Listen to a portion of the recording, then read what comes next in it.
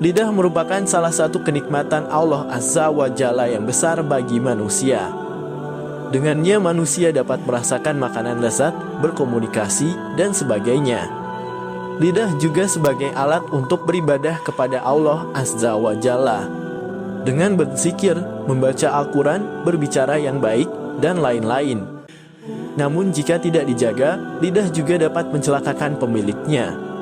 Lidah bisa menjadi alat untuk berbuat dosa, seperti berdusta, mengadu domba, dan mencela. Oleh karena itu, agama Islam mengajarkan kepada umatnya agar selalu berbicara baik, jika tidak bisa hendaklah diam. Jangan mencela apapun dan siapapun. Termasuk keburukan yang dilakukan oleh lidah adalah mencela. Bahkan Imam Az-Zahabi rahimahullah memasukkan perbuatan suka mencela dalam daftar dosa-dosa besar. Beliau berkata, dosa besar ke-44 adalah orang yang banyak melaknat atau mencela. Oleh karena itu sepantasnya seorang mukmin menjauhinya, sebagaimana wasiat Nabi Shallallahu Alaihi Wasallam kepada Abu Jurai Jabir bin Sulaim radhiyallahu anhu. Dalam hadis riwayat Abu Daud, janganlah engkau mencela seorang pun. Abu Jurai berkata, maka setelah itu aku tidak pernah mencela seorang yang merdeka, seorang budak, seekor onta, dan seekor kambing. Makna mencela. Mencela di dalam bahasa Arab disebut dengan sab atau sibab. Artinya, memutuskan orang yang dicela dari kebaikan atau menampakkan keburukan. Juga disebut dengan laknat. Artinya secara bahasa adalah menjauhkan dari kebaikan. Jangan mencela orang Islam. Seorang muslim dan mukmin memiliki kedudukan istimewa di hadapan Allah Azza wa Jalla, maka janganlah seseorang suka mencelanya karena hal itu merupakan perbuatan kefasikan. Nabi Shallallahu Alaihi Wasallam telah mengingatkan hal ini dengan sabdanya dalam hadis Bukhari dan Muslim. Dari Zubaid, dia berkata, aku bertanya kepada Abu Wail tentang Murji'ah, yaitu satu kelompok yang berpendapat bahwa amal tidak termasuk iman, sehingga kemaksiatan tidak membahayakan iman. Maka dia berkata, Abdullah telah menceritakan kepadaku bahwa Nabi Shallallahu Alaihi Wasallam bersabda, mencela seorang muslim merupakan kefasikan, dan memeranginya merupakan kekafiran. Jawaban Abu Wail dengan membawakan sabda Nabi Shallallahu Alaihi Wasallam di atas sebagai bantahan kepada Murji'ah, yang mereka tidak menjadikan celaan kepada seorang muslim sebagai kefasikan dan memeranginya sebagai kekafiran. Bahkan melaknat seorang mukmin itu seperti membunuhnya, sebagaimana disebutkan dalam hadis Bukhari. Dari Sabit bin Ad-Dahak radhiyallahu anhu dari Nabi Shallallahu Alaihi Wasallam, beliau bersabda, barang siapa bersumpah dengan selain agama Islam secara dusta, maka dia seperti apa yang dia katakan. Barang siapa membunuh dirinya dengan sesuatu, maka dia akan disiksa di neraka jahanam dengannya. Melaknat seorang mukmin seperti membunuhnya. Dan barang siapa menuduh seorang mukmin dengan kekafiran, maka dia seperti membunuhnya. Jangan mencela binatang. Tentang larangan mencela dan melaknat binatang dapat dipahami dari hadis riwayat Muslim. Dari Abu Barzah al-Aslami, dia berkata, ketika seorang budak wanita berada di atas seekor onta tumangan, dan di atas onta itu terdapat barang milik orang-orang lain. Ketika onta itu melihat Nabi Shallallahu Alaihi Wasallam sedangkan jalan gunung sempit dengan lewatnya mereka, maka budak wanita itu berkata, ya cepatlah hai onta, ya Allah laknatlah onta ini. Maka Nabi Shallallahu Alaihi Wasallam bersabda, onta yang dilaknat tidak boleh menemani kita. Jangan mencela ayam jantan. Bahkan secara khusus terdapat larangan Nabi Shallallahu Alaihi Wasallam dari mencela ayam jantan, karena ayam jantan itu berkokok untuk membangunkan manusia agar beribadah kepada penciptanya. Dalam hadis riwayat Abu Dawud, dari Zaid bin Khalid, dia berkata, Rasulullah Shallallahu Alaihi Wasallam bersabda, janganlah kamu mencela ayam jantan, karena ayam jantan itu membangunkan orang untuk salat. Dalam hadis riwayat Abu Dawud, Nabi Shallallahu Alaihi Wasallam bersabda, karena ayam jantan itu membangunkan orang untuk salat, yaitu dengan berkokok, ayam jantan itu membangunkan orang untuk sholat malam. Sedangkan orang yang membantu melakukan ketaatan berhak dipuji, bukan dicela. Dan telah menjadi kebiasaan bahwa ayam jantan itu berkokok beriringan ketika mendekati fajar. Jangan mencela angin.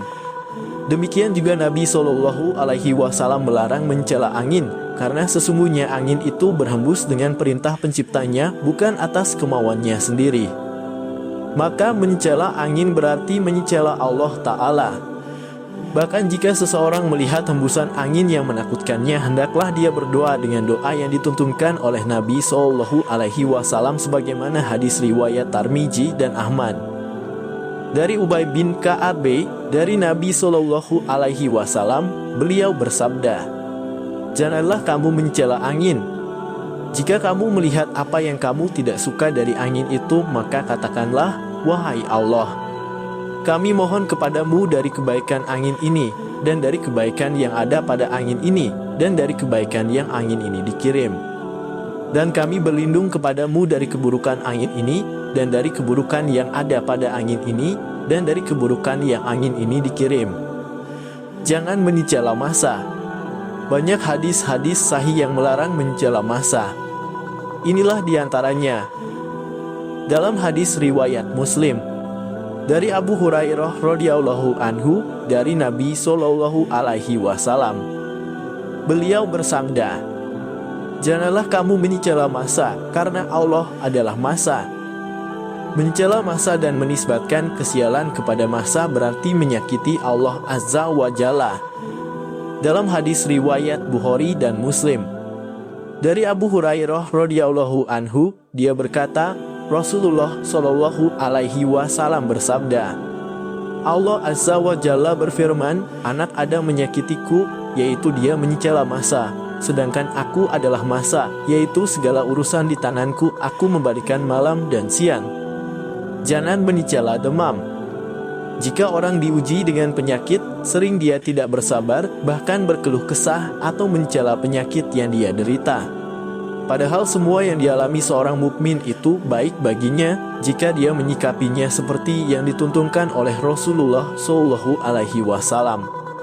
Contohnya adalah penyakit demam. Ini akan membersihkan seorang mukmin dari dosa-dosanya.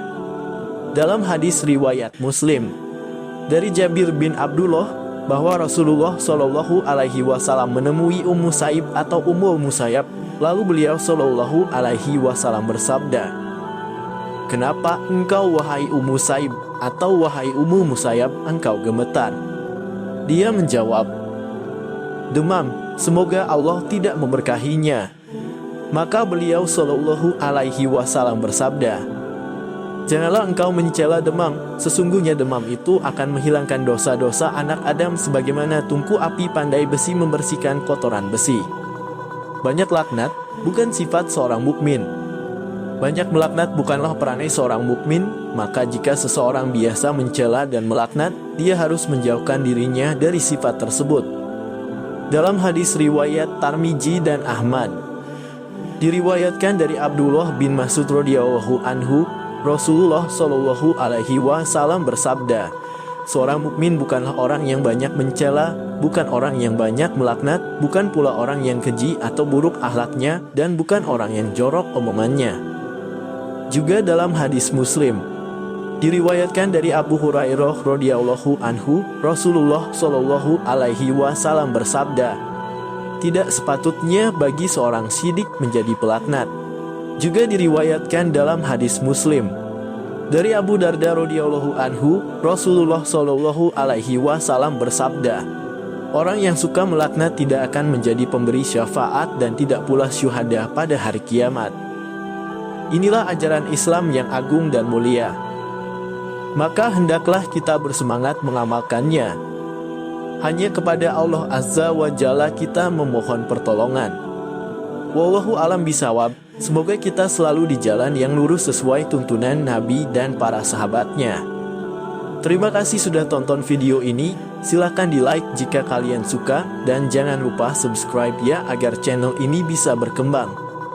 Apakah ada hal lain yang ingin kamu tambahkan atau bahas? Tulis di kolom komentar ya.